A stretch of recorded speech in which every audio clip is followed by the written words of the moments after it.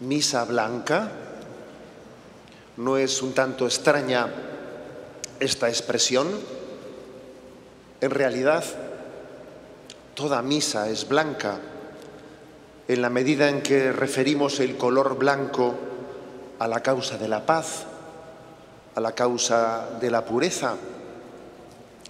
En el periodo bélico, la bandera blanca suele ser un símbolo internacional que tiene el significado de la solicitud de parlamentar con el enemigo, de pedir el alto el fuego, el cese de hostilidades. Y sí, recurrimos en este momento al color blanco, porque también el mundo sanitario, desgraciadamente, se ha convertido en un campo de batalla entre la cultura de la vida y la cultura de la muerte. También en el mundo sanitario, por desgracia, hay trincheras donde se libra una batalla con dos contendientes que están en situaciones muy distintas. Por una parte, las conveniencias particulares y personales, y por otra parte, el derecho a la vida del ser humano inocente. Y entonces, en medio de esa confrontación, pues levantamos la bandera blanca. Levantamos la bandera blanca que reivindica nuestro compromiso por la paz, nuestro compromiso por la vida. Y nos acordamos que nuestros antepasados vivieron el llamado juramento hipocrático, nacido ya por el siglo II, y además no en un contexto cristiano, en torno a la escuela de los pitagóricos, ¿no?, en el que se decía: jamás daré a nadie medicamento mortal, por mucho que me lo soliciten, ni tomaré iniciativa alguna de este tipo, tampoco administraré abortivo a mujer alguna, por el contrario, viviré y practicaré mi arte de forma santa y pura.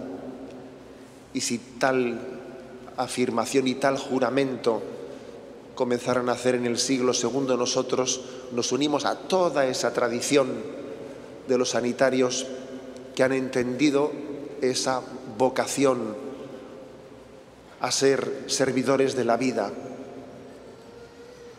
Bueno, esto por lo que respecta al color blanco. Pero ¿y por qué una misa? Pues porque la Eucaristía es el sacramento que hace presente a Jesucristo, que le hace presente de una manera más fuerte, más intensa, realmente, sustancialmente presente la Eucaristía. Y porque nos damos cuenta, percibimos que solamente a la luz de Jesucristo, a la luz del Verbo encarnado, podemos descubrir la dignidad del ser humano. Ha llegado un momento en el que necesitamos de Jesucristo para comprender la dignidad del misterio del hombre.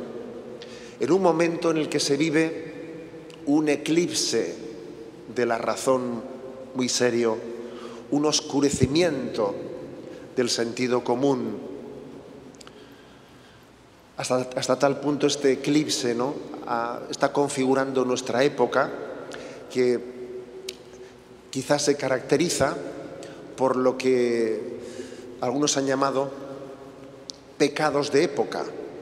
¿Qué es un pecado de época? Un pecado de época es aquel ante el que una generación, una cultura permanecen ciegos, sin capacidad de percibirlo como tal, una especie de ceguera colectiva que no es capaz de entender la barbaridad que se está asumiendo de una manera conjunta. Por ejemplo, un pecado de época fue que durante muchos siglos la humanidad asumiese como algo aceptable la esclavitud, y durante muchos siglos se vivió la esclavitud sin que existiese una auténtica resistencia moral en la sociedad.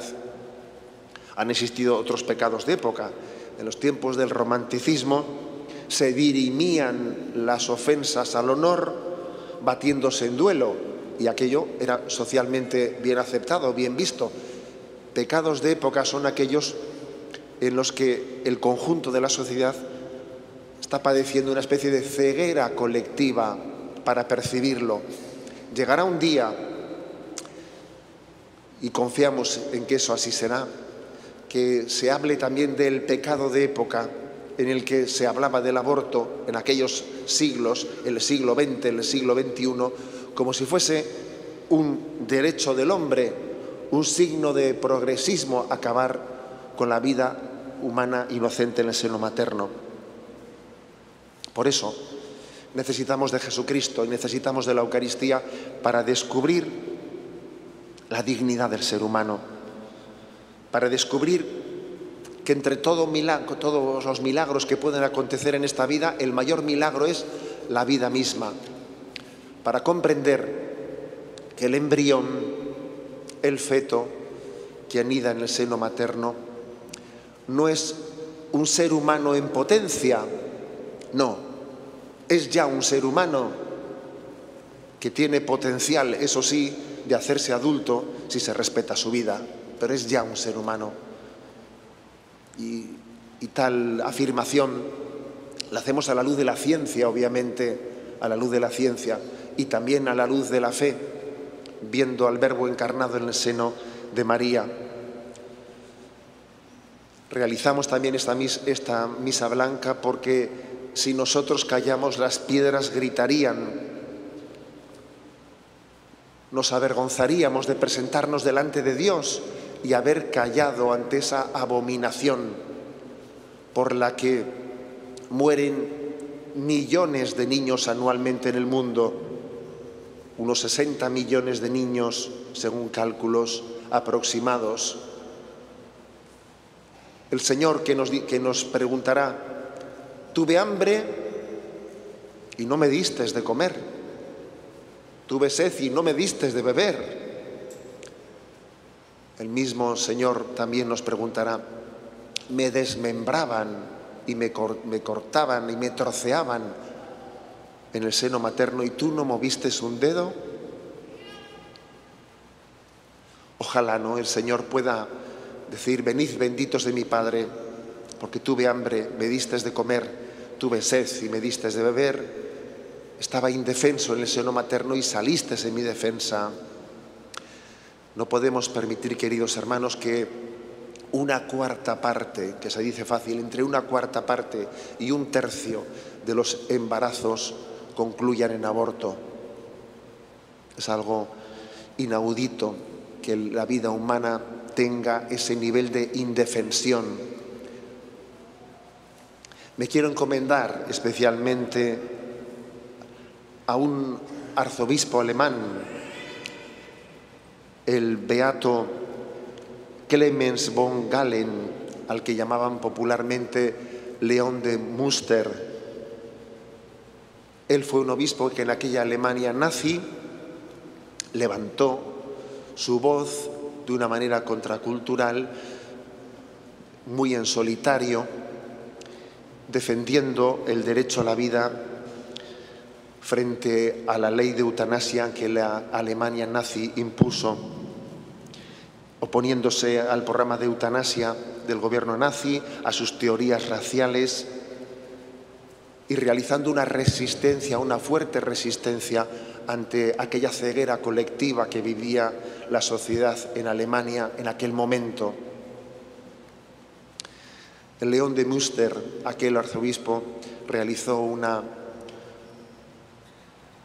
procesión partiendo desde su catedral de Münster hasta la gobernación, hasta la sede de la gobernación alemana, con sus seminaristas, revestidos todos ellos, proclamando el derecho a la vida y jugándose obviamente él también su propia vida por defender la vida del inocente, ¿no? Si estos callan, gritarían las piedras. Somos conscientes de que también nosotros nos presentaremos delante de Dios, igual que Él nos preguntará por los millones de personas que han muerto de hambre durante el espacio de nuestra vida, y nos preguntará: ¿qué hiciste tú por esos niños que murieron de hambre? También nos preguntará por los millones de niños que murieron despedazados ante nuestro silencio. Queridos hermanos, misa blanca también es una referencia a que nuestra conciencia tiene que ser un lugar de claridad, de luz, donde no haya tinieblas. La conciencia es un santuario en el que se juega el reconocimiento de la dignidad del hombre. Estamos en un momento muy grave porque hemos visto cómo, incluso hemos visto titulares en los periódicos en los que se expresaba con preocupación, como si fuese una noticia preocupante, que Alicante haya sido pues una de las provincias en las que más médicos se han mostrado objetores frente a la ley de la eutanasia. Hemos visto también artículos de opinión con afirmaciones, con títulos incluso, ¿no?, como el siguiente, ¿no?: la perversión de la objeción de conciencia. Pues bien, estamos pasando del relativismo a la dictadura del relativismo, del supuesto derecho a matar la vida inocente a la obligación, a la pretendida obligación de colaborar con ese crimen. Y obviamente tenemos que obedecer a Dios antes que a los hombres.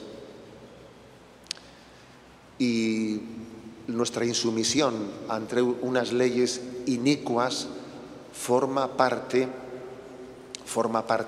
del derecho a la objeción de conciencia. Nuestra conciencia tiene que ser un lugar de luz, no un lugar de tinieblas. Es muy importante ser constantes en esta causa. Hoy realizamos la primera misa blanca, pero tal vez tendremos que realizar muchas. Esta batalla será larga y creo que es importante que todos caigamos en cuenta de que hoy emprendemos un camino que tiene que ser largo y en el que tenemos que ser constante. Por ejemplo, en Estados Unidos se han realizado 49 marchas por la vida, 49 años seguidos, desde que se aprobó aquella famosa sentencia Roe, desde la que se abrió plenamente el aborto en Estados Unidos. En este momento existe una expectativa fuerte de que tal sentencia sea derogada, pero han sido 49 años ininterrumpidos, ¿no?, de esa marcha por la vida los que se han realizado en Estados Unidos. Tenemos que ser constantes. Las grandes batallas, la batalla de la vida, requiere perseverancia, oración, ayuno. Y por eso nos ha parecido adecuado, para recibir ese don de la perseverancia en esta apuesta por la vida, recurrir al venerable Pedro Herrero. Recurrir a un hombre de Dios que dio su vida por la salud de los niños, por la salud de los niños inocentes. Y quiero concluir encomendándonos al venerable Pedro Herrero y pidiéndole la perseverancia y pidiéndole un milagro, que no sé si habrá habido algún santo que haya sido beatificado o canonizado por alguna causa como esta, pero pidiéndole el don de la derogación de esta ley de aborto y de la ley de eutanasia.